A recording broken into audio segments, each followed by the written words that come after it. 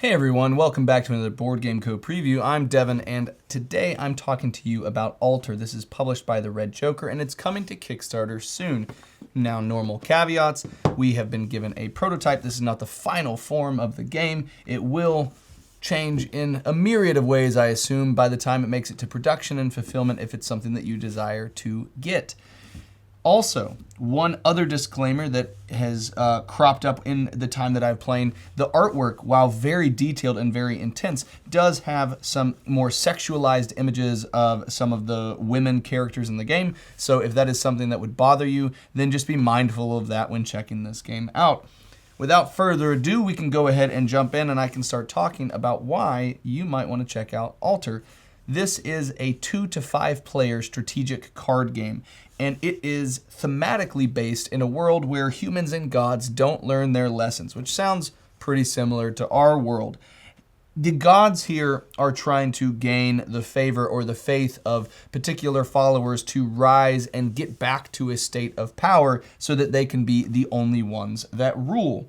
This has been a vicious cycle that has occurred over millennia and previously brought upon other dark ages. We are in a new dark age, but the gods this time really think that they can figure things out, so they are competing with each other for control. We have the goddess of love and the god of light, both of whom I do not have set up in this mock 3-player game. We also have the god of war, which I can't think of anything other than a Nordic Kratos. And then we also have the ancient god, which is very, very kind of like mixed with nature in terms of the visual style there. And then the goddess of death.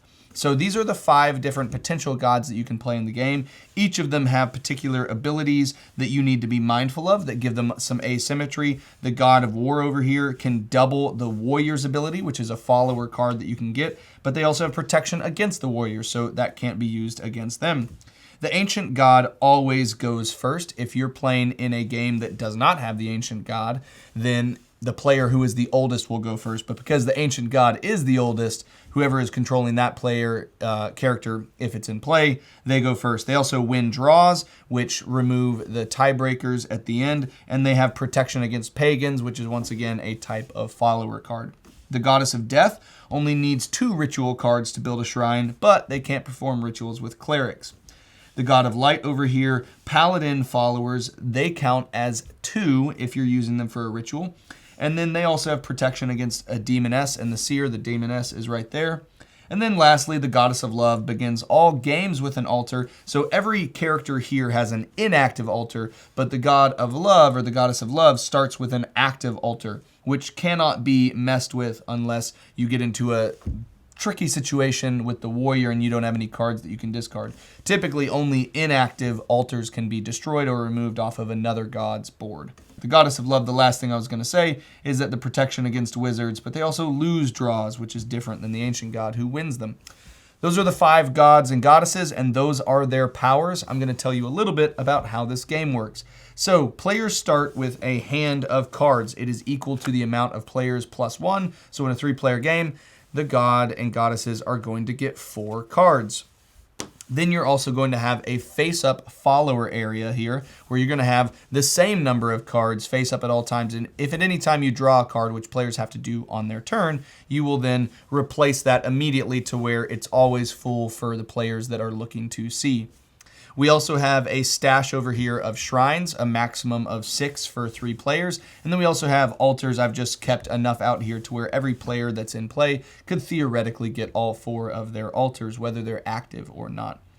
The point of the game is to fill up your realm with enough altars and shrines to complete this diagram here. So you have to have at least 1 shrine to win. If you don't have a shrine, you cannot win the game, even if you have a lot of altars.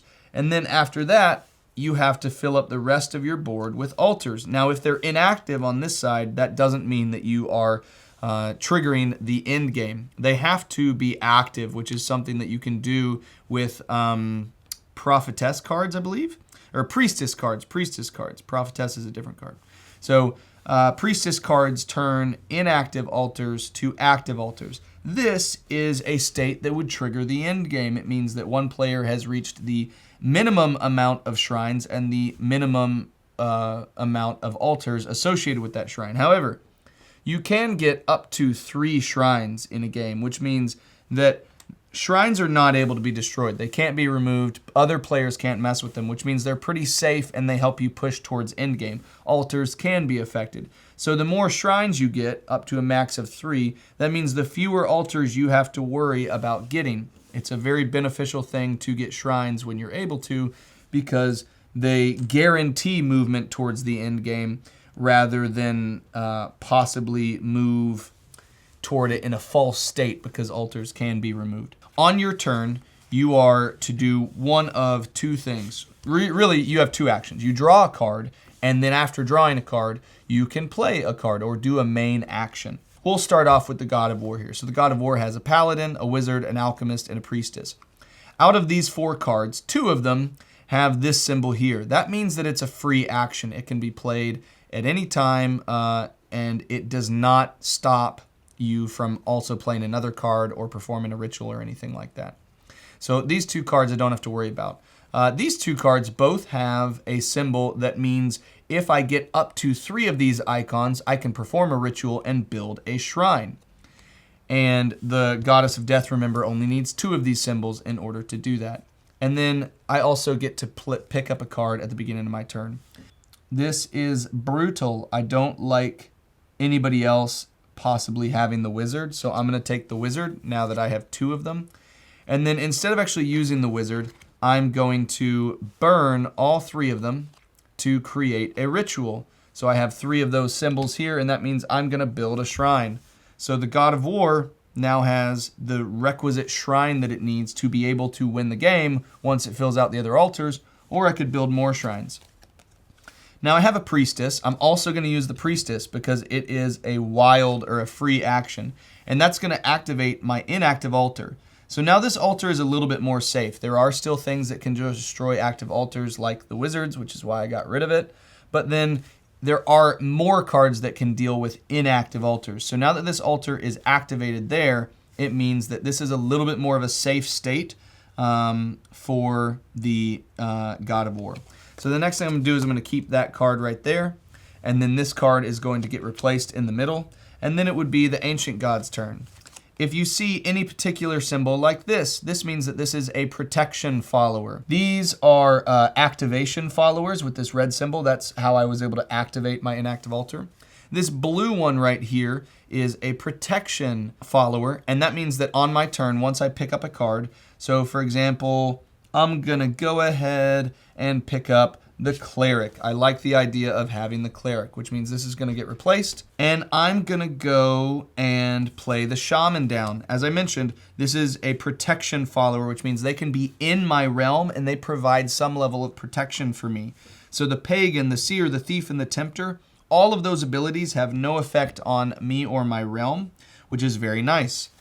And then also, this is going to stay here unless it's messed with by another player. There are ways that you could get rid of cards in play. But another thing, if you can see, this particular protection follower also has the ritual symbol.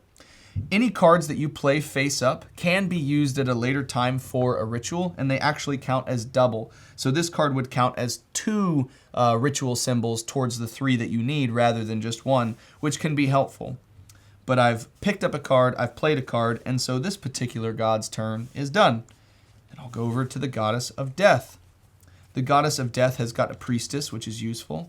It's got a tempter, which is useful to get rid of other priestess cards, but I can't play that on the Ancient God because they're protected based off of the shaman that's there. I have a fanatic, which is when performing a ritual. This counts as 2, which is good paired with my Goddess of Death because I only need 2 to build a shrine. And then I also have this adventurer where I can add an inactive altar to a realm. So I think what I'm going to do is I'm going to take up this abomination card. This is one of the last types of cards that are in play. And what it is whenever you play it, it will stay in effect until my next turn. And all other gods and goddesses, their abilities have no effect. So until the next turn that the Goddess of Death goes, the God of War does not double the warrior ability, and they're not protected against warriors. And the Ancient God would not win draws and does not have protection anymore against pagans. As this is a free action, this does not count against me at all. So I'm just going to leave that right there as to where it's visible on the play space. The next thing I'm going to do is I'm going to play this fanatic.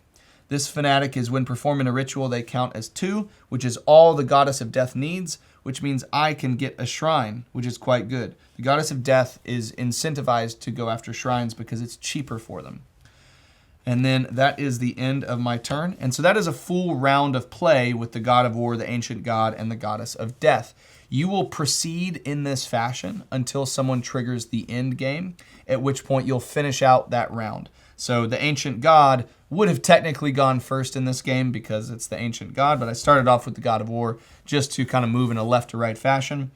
But if we had started this game correctly with the ancient god, then that would just mean if the goddess of death triggered the end game, the god of war would at least get to go to where everybody had an even amount of turns. As I mentioned, you can have up to a max of 3 shrines, and then whatever amount other than those shrines that you have to fill out with active, not inactive, but active altars. That's the way that the game goes, and it can get quite punchy. This is one of those card games that plays fast and plays mean. Your whole purpose is to stymie the progress of your opponents while pushing yourself forward. And that momentum is going to be dependent on the types of cards that you draw. That is possibly one thing to keep in mind. It's a card drawing game with a deck of potentially helpful and potentially mean cards, which sometimes luck is in your favor as to what you draw. But sometimes you can also circumvent or mitigate whatever luck somebody else gets or whatever bad luck you have by the strategy of what cards you play. And it also will determine on player count. If you're playing 3 players, then maybe it's going to be kind of 2 players against 1. As soon as someone catches a lead, the other 2 are trying to drag them down. But with 4 or 5 players, who's winning is a little bit more obscured. And so you need to make sure that you're not letting any one person get by without being debilitated or attacked at any point. The rotating open follower cards here is very interesting. And then the combination of protection followers that beef up your realm, influence followers that affect the game state, and then activation followers that allow you to get those altars up and running is quite a good connection between them. I like where the decision space is as to what ones might make more sense. Sometimes you might not want to start by being on the offensive in terms of your gameplay style. You might want to get some of these protection followers in play to where your realm is a little bit more protected against demoness or wizard or warrior plays. And you can go ahead and do that. And there are ways to protect against that based off of who you have. The cleric protects against the demoness and the wizards, and then the Amazon protects against the warriors, and then the shaman protects against the pagan, the seer, the thief, the tempter. All of them create a play state of balancing out whether it makes more sense to attack another player or to try to boost your own momentum forward towards the end state. The combination of shrines and altars is interesting. It's more simplistic to add altars sometimes, especially, the paladin adds 2 inactive altars, and you can start to get cards that pull priestesses from the discard deck, which allow you to activate all of your altars as much as you can. So there's some interesting plays between the different cards, and there's different strategies that you might go ahead. And also keep in mind that every single god is going to have their own strengths and weaknesses that you should keep in mind. They definitely create a strategy suggestion based off of where they lean in terms of cards that might benefit them more, or whether they want to pursue altars or whether they want to pursue shrines. There's quite a bit of decision to be had here. So this is Altar. It's a 2 to 5 player game from the Red Joker. It is gorgeously done artistically. I mean, if I was to talk about the art of it, yes, it's, the characters are more sexualized, but just the detail, the amount of detail that goes into the backgrounds of the particular gods, their realms, very much reflect the type of character that they are. While it isn't photorealistic, it really does show off a lot of detail in maybe the armor of the god, or even just kind of the combination of musculature and vines in the ancient god that make him feel incredibly natural and more connected to the earth. And then you have the color palette of the goddess of death, which really kind of looks a lot more like ash and bone. And then, the god of light actually looks like, to me, the fallen depiction of Lucifer prior to the fall. and is, very much etched out there in the wings and the feather and the plumage. And then you have the goddess of love, which is kind of a combination of the god of light and the god of death in terms of maybe some of the style that has been visually drafted there. So you've got some interesting visuals here. You've got some quick, punchy card play. And I would say at most this is going to take 30 to 40 minutes. It'll depend on the player count. Maybe at 4 to 5 players, it'll stretch to 40 or 45 minutes of gameplay. But I think with 2 and 3 players especially, you'll be at that 30-minute mark, I think.